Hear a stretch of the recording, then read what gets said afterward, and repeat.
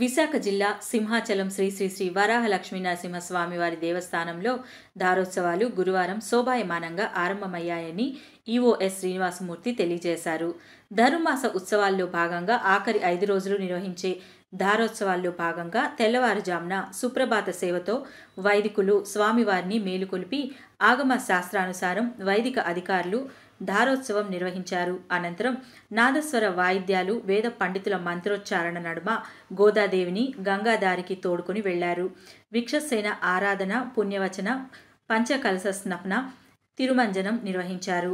గంగాధారపైన సుందరంగా తీర్చిదిద్దిన మండపంలో అమ్మవారిని కొలువు తీర్చి విశేష ఆదరణ, తిరుపావై సేవకాలం నివేదనం కూడారు. విశేష పాసుర విన్నపం పూర్తి చేశారు. భగవంతుడి గుణానుభావాన్ని అనుభవించడమే తిరుమంజనం విశేషమని ఆస్థానాచార్యులు డాక్టర్ టిపి రాజగోపాల్ అన్నారు. ఈ దారోత్సవాలు భోగి పండుగ వరకు జరుగుతాయన్నారు.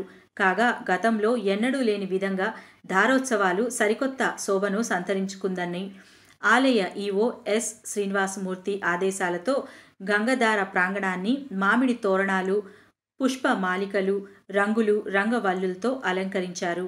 ఆలయ అర్చక పరివారం ఆగమోక్తంగా నిర్వహించారు.